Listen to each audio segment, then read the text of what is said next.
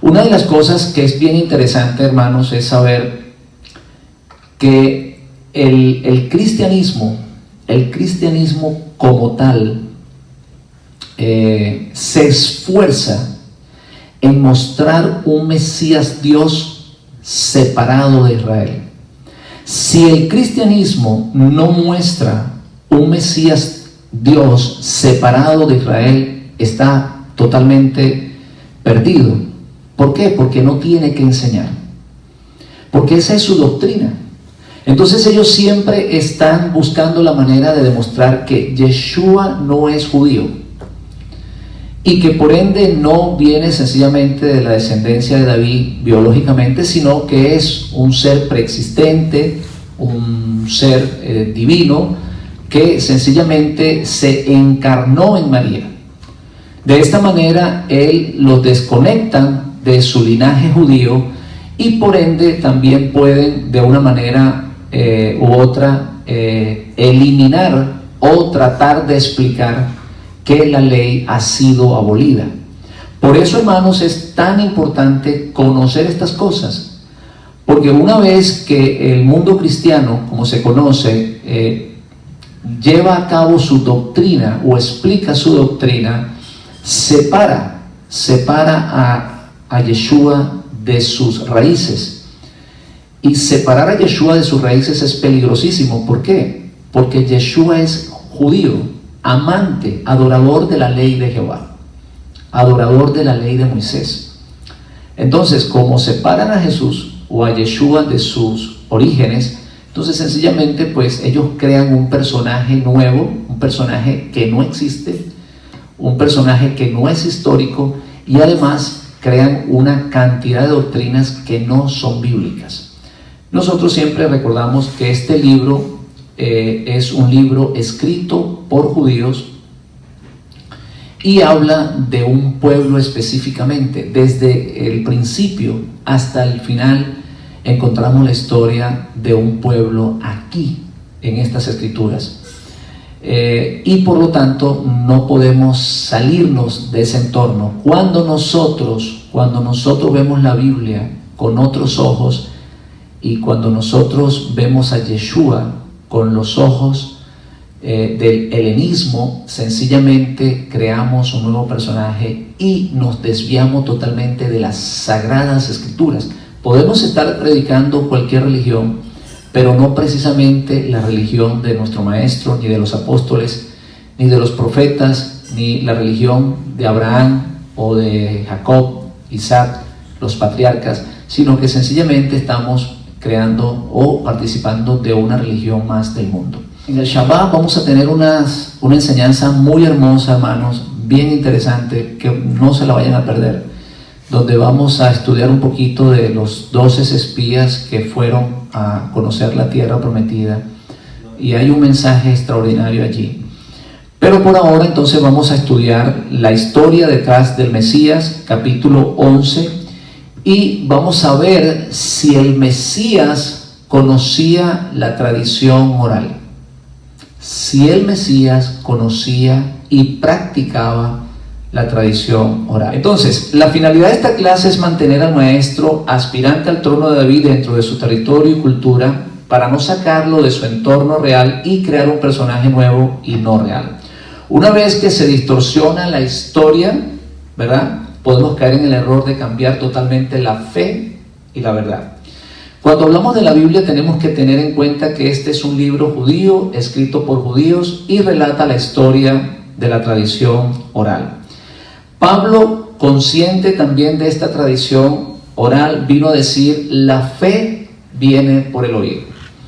Cuando nosotros hablamos de la tradición oral, tenemos que entender que en los antiguos, o la gran mayoría de los antiguos, desconocían la lectura. Ellos no tenían la capacidad de leer. Por eso nosotros vamos a encontrar en las escrituras los nombres de escribas.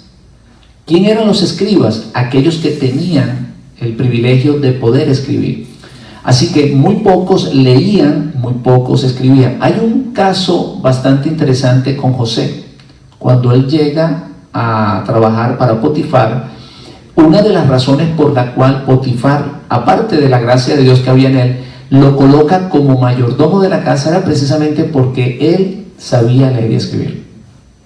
O sea, para los antiguos era muy difícil, no como ahora que hay una escuela en todas partes. De hecho, hay muchísimas escuelas vacías, porque ya las personas no quieren estudiar. No estudian, no porque no haya escuela, sino porque están más pendientes del teléfono que de la escuela. Pero para los antiguos no era así, era muy difícil, solo ciertos privilegiados podían leer y podían escribir. Por eso la tradición oral, de allí que nosotros entendamos que las escrituras generalmente la gente las comprendía a través de la predicación de la persona, no a través de estudiarlas y escribirlas, o de leerlas y escribirlas, sino que ellos iban a los centros de reunión donde se daban estas enseñanzas y se sentaban mientras que el maestro explicaba las escrituras. En ocasiones preguntaban y entonces se les volvía a explicar, y eso es lo que se conoce como la tradición oral.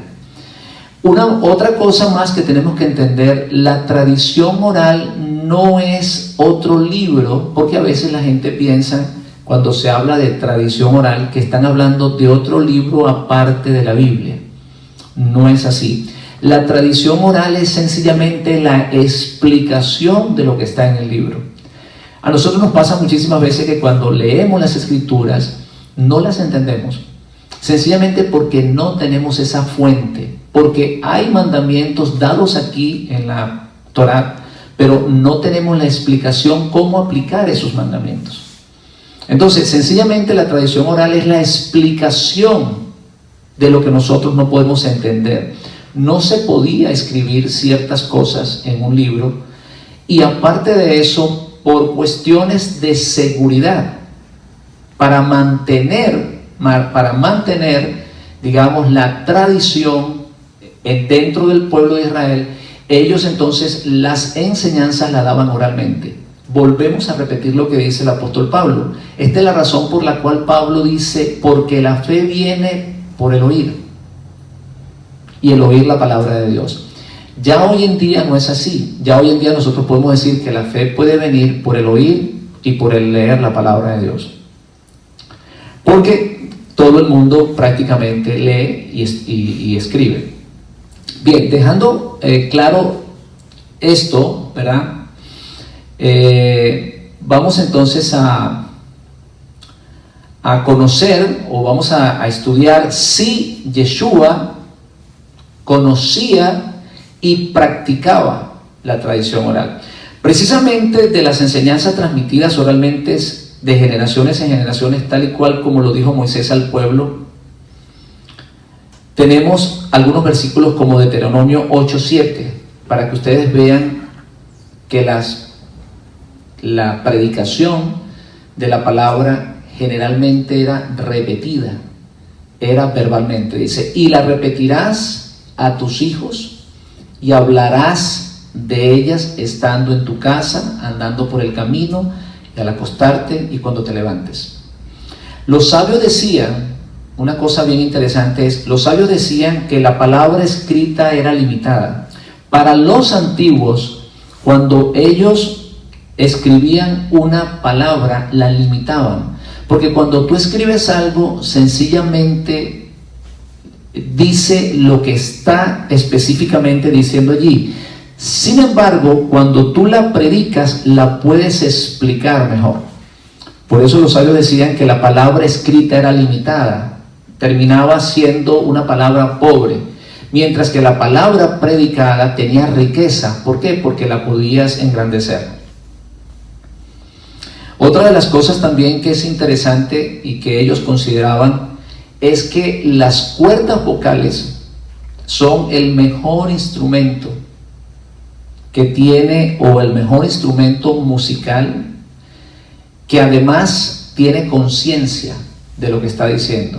De aquí que ellos le daban tanta importancia a la predicación de la palabra, y también no solamente a predicar la palabra, sino a cantarla. De aquí nosotros vamos a encontrar en este libro lo que se conoce como el libro de los Salmos. ¿Qué es el libro de los Salmos? Bueno, sencillamente canciones o predicaciones cantadas.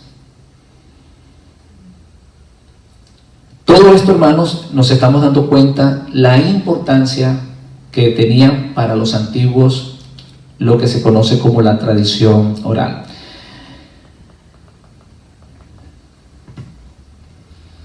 Cuando Pablo en 2 de Corintios 3:6 dice, él mismo nos capacitó como ministros del nuevo pacto, no de letras, sino de espíritu, porque la letra mata, pero el espíritu edifica, se estaba refiriendo precisamente a esto. Cuando una vez que usted escribe la palabra queda limitada. Pero cuando la palabra se predica con la fuerza del Espíritu, entonces sencillamente la palabra, ¿qué cosa hace? Edifica. La palabra da vida. Recordemos las palabras del maestro que dijo, mis palabras son ¿qué? Son espíritu y son vida. En otras palabras, la palabra no es para dejarla dentro del libro. Mientras la palabra está aquí en el libro, cerrada, usted sencillamente no produce ningún efecto en su corazón y en su alma. Pero cuando usted abre el libro, la lee y la predica, entonces sí, ¿verdad?, produce el efecto que tiene que producir. ¿Cómo lo dijo? Como lo dicen las Escrituras, porque mi palabra, ¿verdad?, cuando sale de mi boca no regresa a mí vacía, pero tiene que salir de la boca de Él.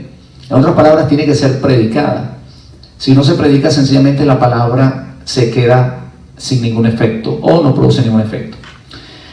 Bien, hermanos, dentro de los 613 mandamientos que existen, dicen que el más difícil de todos para guardar, es el no hablar mal del prójimo. La Lashon Hara. ¿Por qué estoy diciendo esto?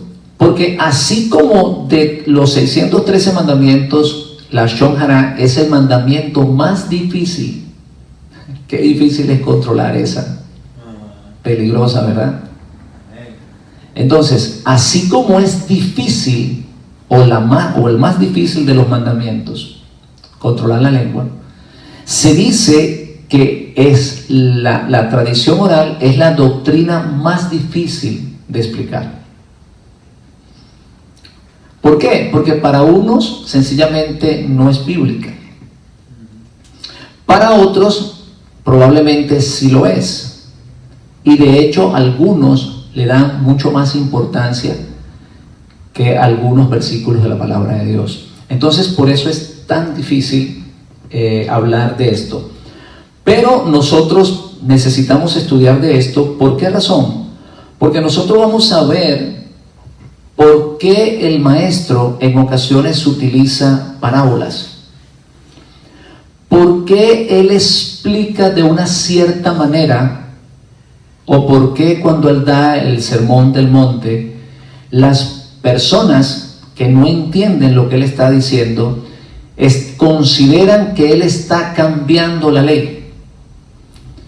Recuerden las palabras del maestro: habéis oído tal cosa, pero yo les digo.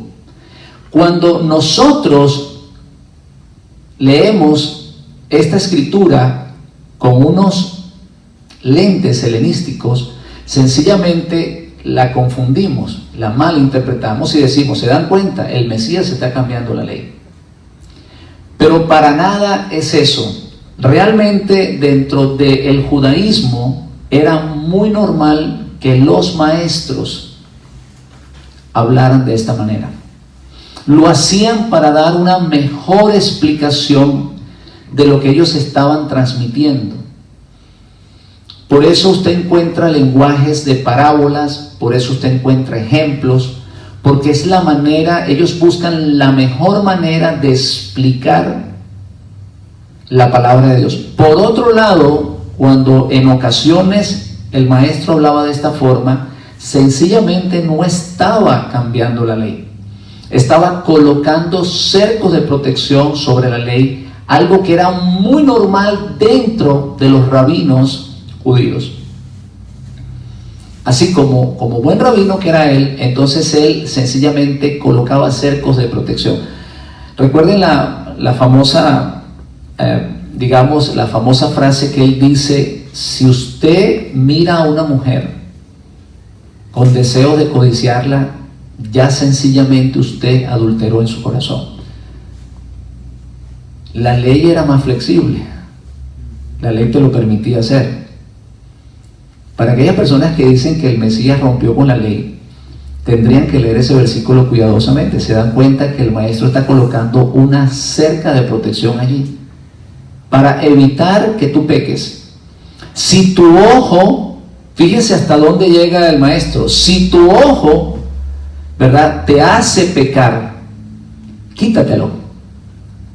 Es mejor que llegues con un solo ojo al reino de los cielos y no que te pierdas con los dos ojos y vayas al infierno. Entonces allí podemos ver claramente que para nada él está cambiando la ley. Sencillamente lo que está haciendo es colocando, ¿qué cosa? Un cerco de protección. Alguien dijo que el Mesías era más fariseo de lo que nosotros pensamos. Siempre están diciendo que el maestro estaba en contra de los fariseos, pero cuando se estudia y se analiza realmente las escrituras, nos damos cuenta que nuestro santo maestro era fariseo. Y fíjense que Pablo dice estas palabras: ser imitadores de mí como yo del maestro, de Yeshua. ¿Y qué dijo Pablo que era? Yo soy fariseo de fariseo. El fariseísmo no es lo que nosotros consideramos que es, o lo que muchas personas consideran que es. De hecho, el fariseísmo era la gente más piadosa de la época.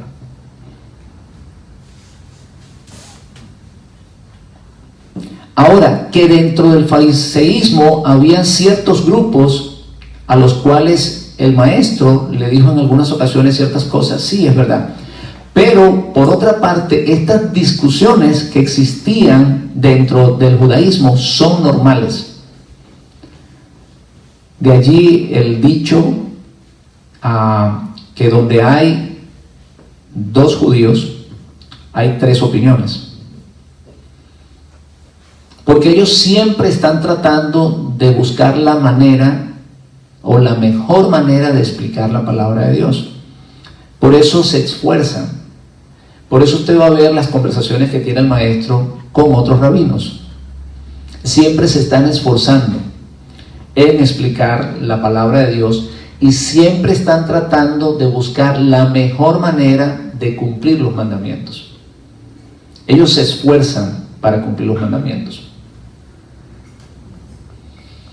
Bien, entonces, hermanos, tenemos que entender que antes de la venida del Mesías, como conocemos, o inclusive antes de que Moisés recibiera la ley en el Sinaí, existían mandamientos. ¿Por qué? Porque si no existían mandamientos, ¿cómo es posible que Abel y Caín van a presentar ofrendas a Dios? Ellos tenían que saber o conocer algunos mandamientos que Dios les había dado. ¿Cómo sabía Abel cuál era el sacrificio que le agradaba a Dios? De alguna manera él tenía que tener alguna información. ¿Cómo sabía Snow de qué manera agradarle a Dios si desconocía los mandamientos? La Biblia dice que no caminó con Dios. ¿Y por qué caminó con Dios? Porque andaba conforme a los mandamientos, conforme a la palabra de Dios. ¿Por qué? Porque la Biblia dice: lámpara es a mis pies tu palabra y lumbrera a mi camino. Así que no, de alguna manera tenía que tener conocimiento de algunos mandamientos dados por el Eterno para poder caminar con Dios. Otra de las cosas que nosotros tenemos que entender: ¿cómo sabía Noé cuáles eran los animales limpios cuando Dios le dijo que tenía que entrar 7 parejas de ellos? Si él desconocía totalmente los mandamientos de Dios o la ley de Dios, ¿cómo sabía entonces cuáles eran los animales limpios y los impuros? Vamos a ir un poquito más adelante. En Génesis capítulo 18, del 16 al 19, cuando Dios manda a destruir Sodoma y Gomorra, se le aparecen unos ángeles a Abraham, y uno de ellos, ¿verdad? O las escrituras dicen que uno de ellos se colocó frente a Abraham mientras que los dos iban a destruir Sodoma y Gomorra. Y la palabra de Dios dice: encubriré yo a Abraham lo que voy a hacer, habiendo de ser Abraham una nación grande y fuerte, y habiendo de ser bendita en él todas las naciones de la tierra, porque yo sé, fíjense lo que dice, yo sé que mandará a sus hijos y a su casa después de sí que guarden el camino del Eterno, haciendo justicia y juicio, para que haga venir el Eterno sobre Abraham lo que he hablado acerca de él. Entonces, ¿qué dice? Dios había decidido destruir Sodoma y Gomorra, y las escrituras dicen: yo no voy a encubrir esto a Abraham, se lo voy a comunicar. Y allí es cuando el ángel le dice: mire, hemos decidido, o Dios ha decidido destruir Sodoma y Gomorra. Y ustedes ya conocen la historia cuando Abraham comienza a interceder. Pero de lo que estamos hablando es: ¿qué camino de Dios o qué camino del Eterno conocía Abraham si no existían mandamientos, si no existían ley? Entonces nos damos cuenta claramente que antes del Sinaí sí existían mandamientos y que sí existía una ley. Amén. Todo esto dice claramente que la tradición oral existía. Todas estas personas consideradas justas en lo que se conoce en el antiguo pacto eran personas que se transmitían unas a otras la palabra de Dios. No existía dónde escribirlas, no existía un laptop como ahora, no existía un teléfono inteligente, pero tenían algo mejor que todo eso: tenían una buena memoria.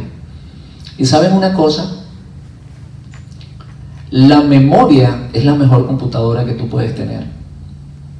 Hoy en día a los niños se les olvida sumar, o sencillamente no saben sumar ni restar. ¿Por qué? Porque tienen una calculadora al lado. Pero antes nosotros sí lo hacíamos. ¿Por qué? Porque no existía nada de eso. Y desarrollábamos, ¿qué cosa? Nuestra memoria. De igual manera, los antiguos tenían una memoria extraordinaria. Y cuando se les dictaba algo, se les quedaba allí, en el disco duro.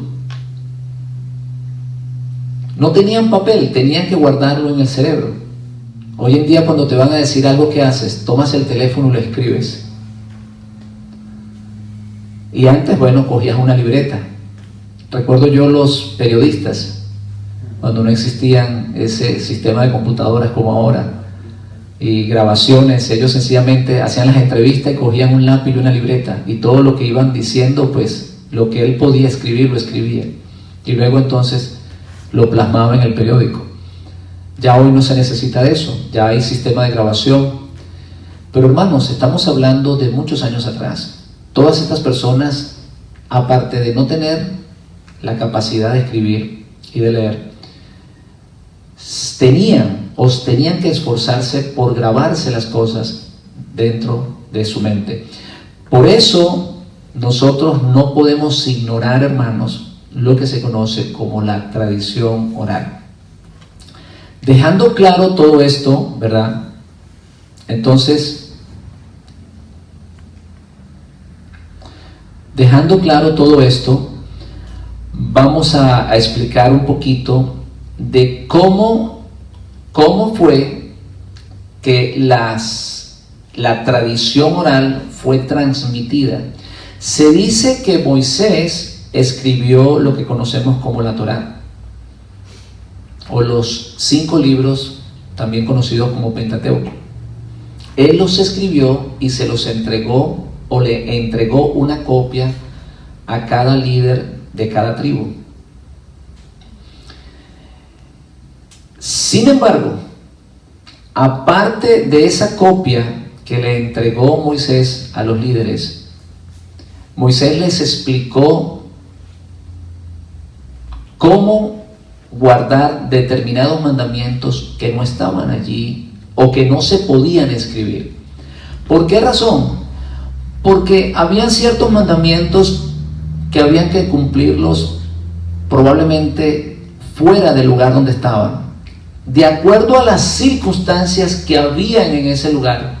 De esa manera se tenía que guardar el mandamiento. Vamos a leer más adelante algunos versículos para que ustedes vayan entendiendo lo que yo estoy tratando de explicarles. Así que Moisés, ¿verdad?, escribe la Torá, y dice la Torá que Moisés, aparte de la Torá, le entrega lo que se conoce como las escrituras orales, o no las escrituras orales. Moisés le entrega la tradición oral, o le entrega la explicación a Josué. Josué se lo entregó a los ancianos de Israel, que eran 70 varones escogidos con el espíritu de Moisés. ¿Se recuerdan después que Moisés le dice a Dios que está cansado con el pueblo? Entonces Dios le dice: llámate a 70 hombres y yo voy a tomar del espíritu que hay en ti y los pondré en ellos. Bueno, a estos 70 hombres Josué le entregó las escrituras, no la Torá nada más, sino también la Torá oral. Luego estos 70 ancianos se la entregaron a los profetas, y los profetas se lo entregaron a lo que se conoce como la Gran Asamblea. ¿Quiénes eran la Gran Asamblea? Eran hombres que fueron escogidos por Esdras y Nehemías para el tiempo que ellos regresaron del exilio de Babilonia. Ahora, cuando el Mesías llega, cuando el Mesías nace, por supuesto que esta asamblea no existía. La gente se preguntarán, entonces, ¿cómo continuó la tradición oral? Bueno, sencillamente se transmitió a través de los rabinos y de los jueces. Una vez que ellos, o que esta gran asamblea fue, digamos, disuelta, y que ya más adelante no existía a quién preguntarle o a quién consultar acerca de la forma como guardar los mandamientos, entonces existían los levitas y existían los sacerdotes. El pueblo tenía que venir a los levitas y a los sacerdotes para preguntar cuál era la mejor manera de guardar los mandamientos. Estuvimos hablando hace unos días del día de la Pascua. Estuvimos diciendo que el día de la Pascua en ocasiones se les permitía celebrarlo en otras fechas por algunas condiciones que existían. Por ejemplo, si había mucha lluvia, si el cordero no estaba, digamos, preparado dignamente. Entonces, ¿a quién consultaban? Pues sencillamente iban a los sacerdotes, a los levitas, y ellos le daban la razón de cómo tenían que hacer las cosas. Por eso, mi hermano, la importancia de entender que esto no podía parar. Aparte de las escrituras, tenía que existir una tradición oral que de alguna manera sirviera de explicar los mandamientos en ciertas y determinadas circunstancias.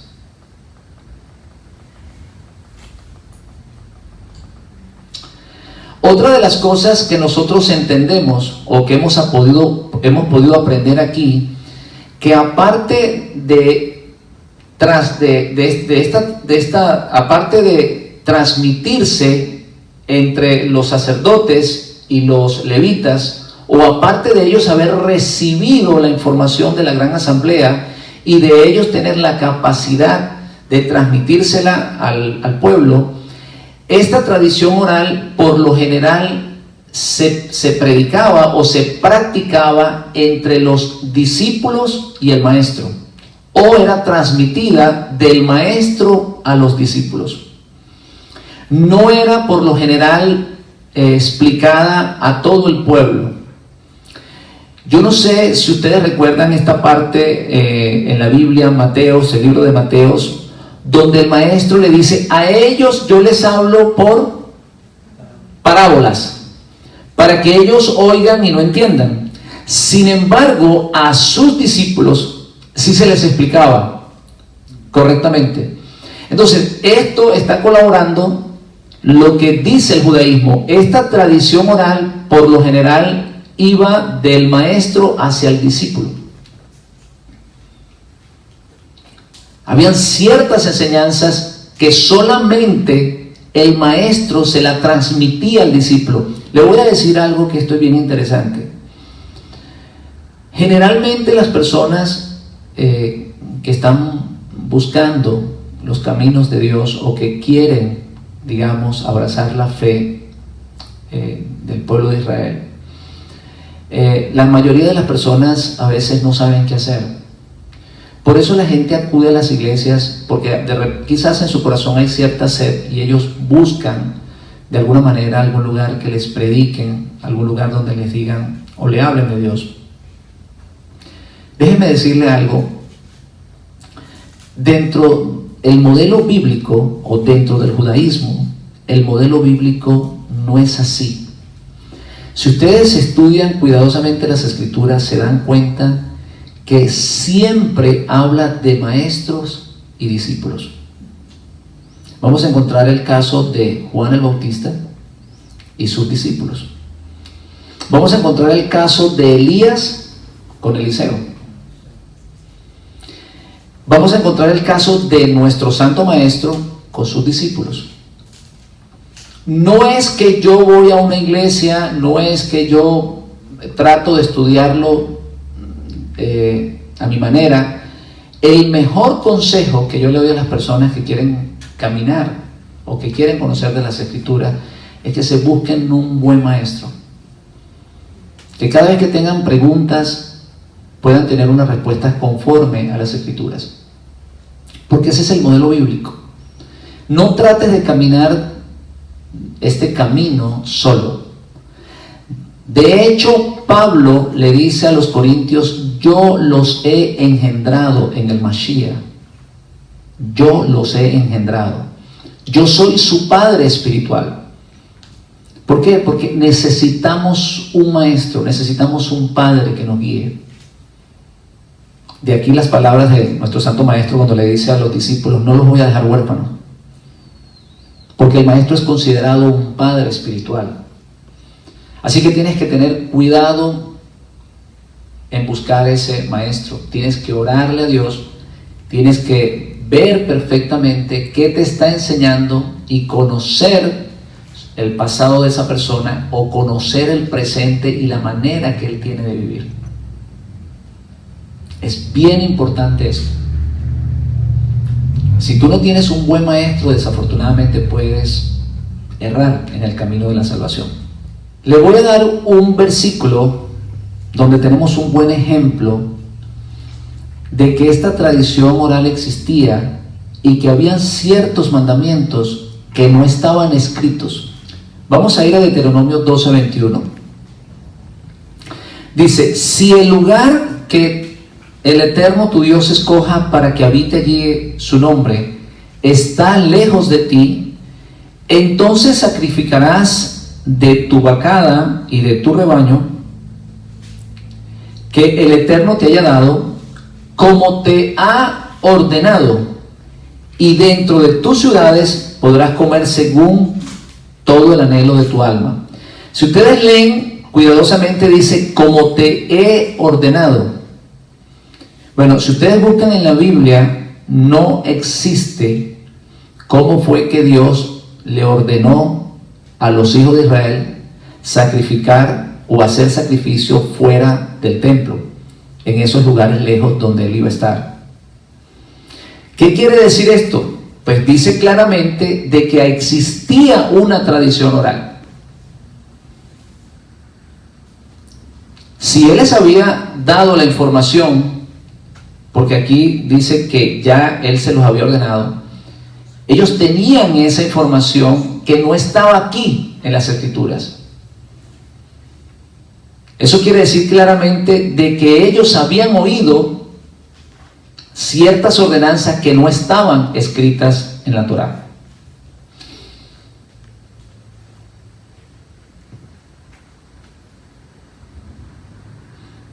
Hay otros casos también en Deuteronomio capítulo 22 del 13 al 29, donde encontramos lo que le sucedía a una mujer que se casaba y se encontraba en ella una falla. Explica aquí, las escrituras explican qué se hacía con la mujer cuando se le encontraba a ella una falla y por lo tanto el hombre le podía dar carta de divorcio, pero no explica cómo era el contrato de matrimonio. Entonces, si no tenemos un contrato de matrimonio, ¿cómo sabemos cuáles fallas puede cometer la mujer o el hombre? Hoy en día no es así. Hoy en día uno cuando se va a casar, pues tiene que firmar ciertos documentos. ¿Qué quiere decir esto? Que ellos tenían conocimiento de ciertos mandamientos que se les daba oralmente, y por esa razón sabía cuándo la persona, o cuando, en este caso, cuando la mujer había cometido alguna falla para que el hombre le diera carta de divorcio. Aquí podemos encontrar claramente otro ejemplo.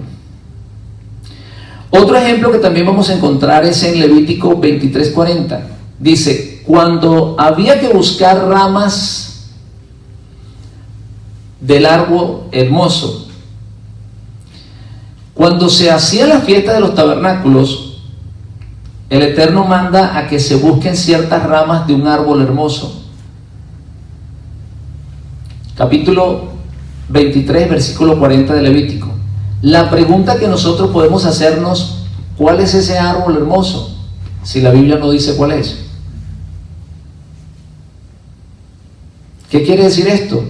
Que existía un mandamiento que se hacía oralmente, porque ellos sí conocían cuáles eran las ramas de ese árbol hermoso. ¿Saben ustedes cuáles son esas ramas? Nosotros no sabemos, pero ellos sí tenían que saberlo, porque eran las ramas que ellos tenían que buscar. Otro ejemplo, Éxodo 13:9 dice, te será como una señal en tu mano y como un recordatorio en tu frente, para que la ley de Adonai esté en tu boca, porque con mano fuerte te sacó Adonai de Egipto. La pregunta es, ¿en qué mano se colocaban la señal? Porque no dice en la mano derecha, en la mano izquierda. Si una persona desconoce totalmente la tradición oral, se lo pone en la mano equivocada, o se lo coloca en las dos manos. Entonces, ¿cómo sabían ellos en qué mano tenía que colocarse la señal? Pues en la frente sí no tenían problema, porque tenemos una sola. Pero cuando estamos hablando de las manos, tenemos dos manos. ¿Sobre qué mano había que colocarse la señal? Pues sencillamente volvemos a lo mismo. Ellos tenían, ¿verdad?, esa información que por supuesto nosotros no tenemos ahora. Sí se tiene esa información ahora, pero no en la Biblia, sino en lo que se conoce como los escritos de la tradición oral, las explicaciones que hay de la palabra de Dios. Ya habíamos hablado de que cuando nació el Mesías, ¿verdad?, no existían lo que se conoce como la Gran Asamblea, y que la tradición oral se iba, digamos, entregando de los maestros a los discípulos. Les voy a decir un versículo, les quiero leer un versículo, cómo esto comprueba de que cuando no existía esa gran asamblea, ellos tenían que consultar con los levitas y tenían que consultar con los jueces acerca de cómo deberían de guardar los mandamientos. Hoy en día no es así. Hoy en día cualquiera lee la Biblia y saca sus doctrinas y la interpreta de una manera y dice, bueno, por acá yo arranco y hago mi iglesia, y por eso hay 32,000 denominaciones cristianas y abren una iglesia en cualquier parte. Porque cada quien lee la Biblia y la interpreta de una manera. En el judaísmo no era así. En el judaísmo, cuando existía una duda de cómo debían de cumplir los mandamientos, ya Dios había determinado a quién tenían que buscar. Vamos a leer Deuteronomio 32:7, dice: acuérdate de los tiempos antiguos, considera los años de muchas generaciones. Dice: pregunta a tu padre y él te aclarará, a tus ancianos y ellos te dirán. Cuando había una duda de cómo tenían que hacer ciertas cosas, ¿a dónde tenían que ir? A los ancianos. Cuando ya no existía la asamblea, pues tenían que ir a los rabinos, se les consideraba ancianos. O también tenían que ir a su padre, por supuesto, si su padre era un estudiante de las Escrituras.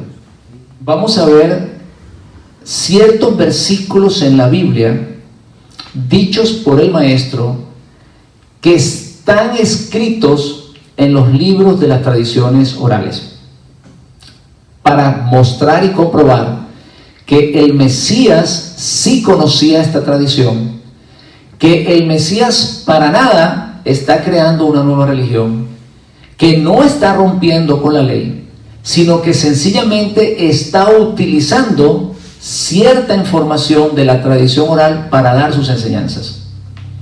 Voy a leerle algunos versículos que están en el Talmud, lo que se conoce como los libros de la tradición oral, y entonces lo vamos a comparar con lo que nuestro Santo Maestro decía en las Escrituras del Nuevo Testamento. El Talmud 29:23 dice: pero el que es de espíritu humilde tendrá honra. Eso no está aquí escrito en la Biblia, está escrito en el Talmud.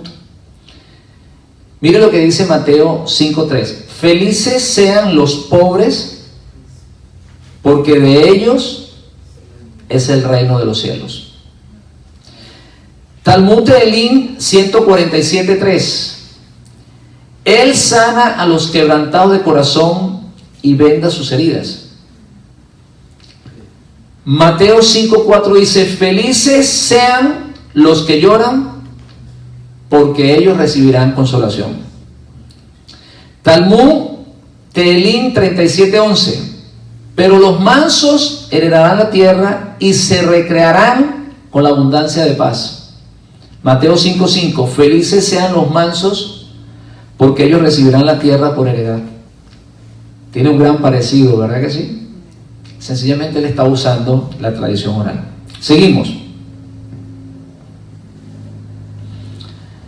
Talmud Bali Masehé Shabbat 15:1b: quien quiera que hace misericordia con las criaturas, se le concede misericordia en el cielo, o se le considera misericordia del cielo. Mateo 5:7: felices sean los misericordiosos, porque ellos ¿qué?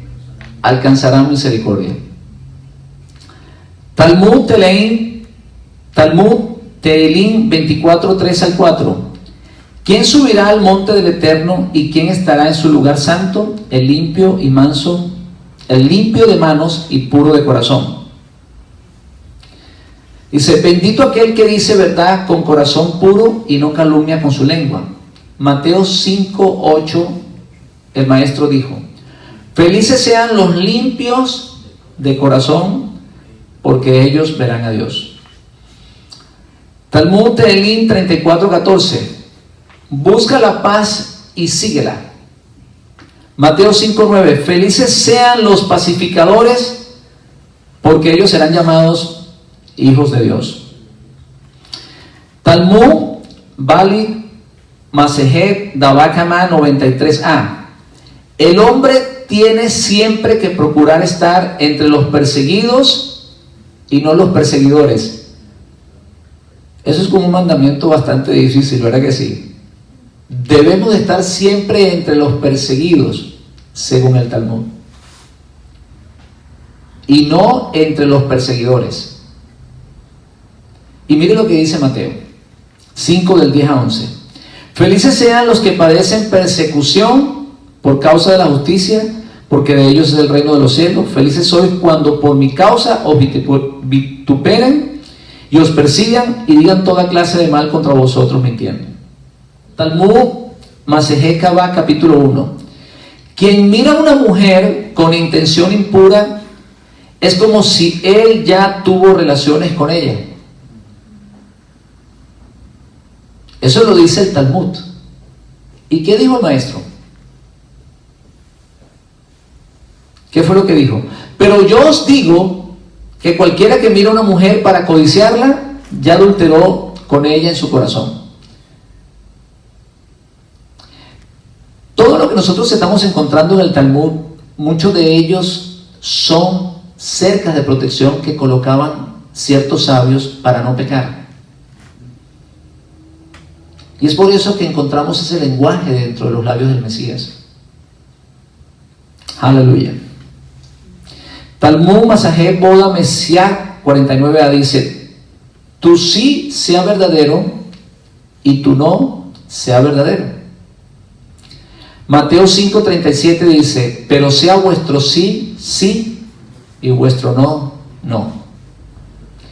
Como vemos, hermanos, Yeshua conocía perfectamente la tradición oral, y no solamente la conocía, sino que la practicaba. ¿Qué podemos nosotros aprender de esto? Bien, la Biblia dice qué ventaja tiene el judío, y la misma palabra lo responde. Dice: mucha, porque a ellos se le ha entregado, se le ha concedido. Yo diría, tienen el privilegio de tener o de haber recibido la palabra de Dios. Nosotros tenemos un libro conocido como la Biblia, y gloria a Dios por lo que tenemos. Gloria a Dios por lo que tenemos. Pero hay ciertas cosas aquí, dentro de las Escrituras, que nosotros no tenemos. Y precisamente por desconocer esas cosas, entonces enseñamos erróneamente, o entendemos la Biblia erróneamente. De aquí, hermanos, tantas doctrinas que han salido que no son bíblicas.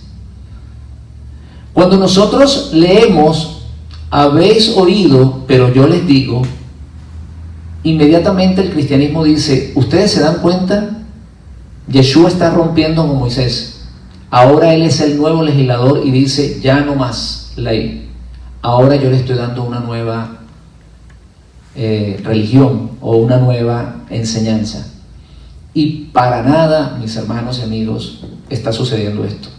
Todo lo contrario.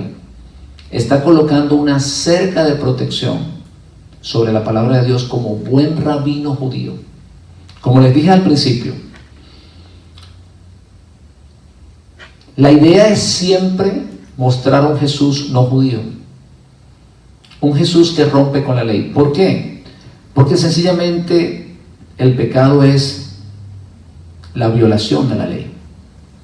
Mientras el hombre viole la ley, está en pecado, y mientras está en pecado está perdido.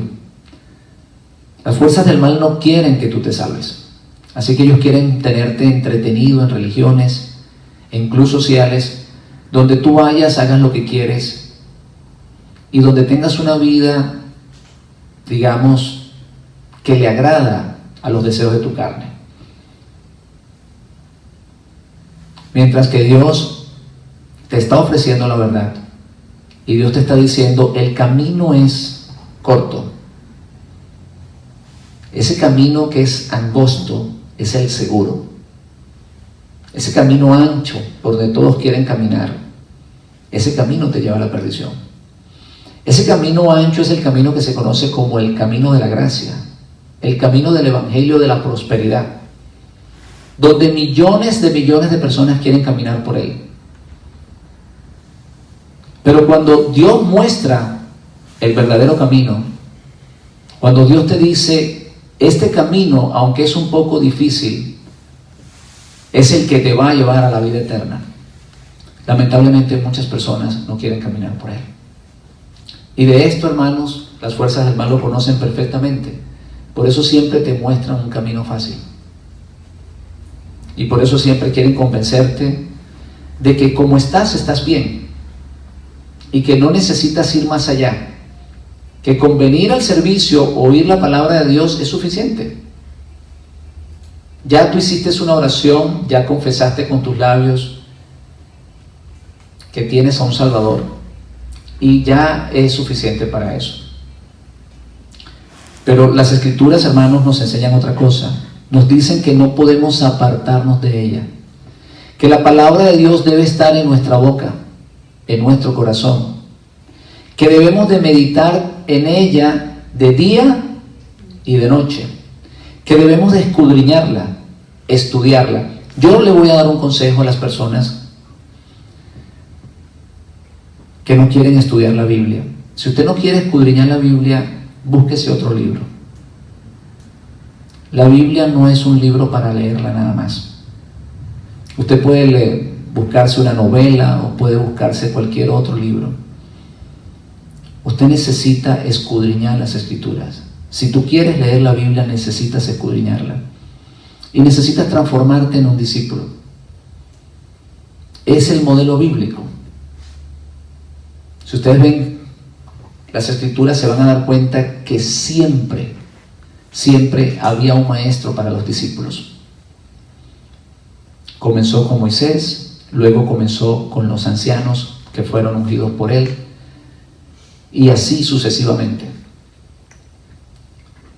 Siempre Israel tiene maestros, personas que enseñan las Escrituras. Y eso no fue una excepción en el nuevo pacto, como se conoce, o en el pacto renovado, como yo prefiero decir. Allí vamos a ver que Juan tenía discípulos, el maestro Yeshua tenía discípulos, Pablo tenía discípulos, Pedro tenía sus discípulos, porque es la manera bíblica como se hacen las cosas, escudriñando las Escrituras, estudiándolas todos los días, como dice el libro de los Hechos, en las casas y en el templo. No solamente en el templo, hay personas que vienen, le dan un sermón o reciben un sermón y ya se van y hasta la próxima semana y vuelven y reciben el otro sermón. No, hermanos míos y amigos, es necesario estudiar las Escrituras, oírlas y estudiarlas en la casa, meditar en ellas, consultar, orar a Dios y leerlas, escudriñar, buscar información, explicaciones de lo que tú no entiendas. Y cuando vayas armando todo el bosquejo, te vas a dar cuenta que Dios te va a ir guiando. ¿Por qué? Porque hay un deseo grande en tu corazón de buscar la verdad. Hay un versículo que dice: compra la verdad y no la vendas. ¿Y sabe por qué dice cómprala? Porque la verdad tiene valor. Por eso no te la van a regalar. Dios nunca te va a regalar la verdad. Necesitas comprarla. ¿Cómo la vas a comprar? Con esfuerzo, estudiando, escudriñando, dedicándote tiempo. Lo que no te cuesta, hagámoslo fiesta. Así dicen, ¿verdad? Bendiciones. Shalom.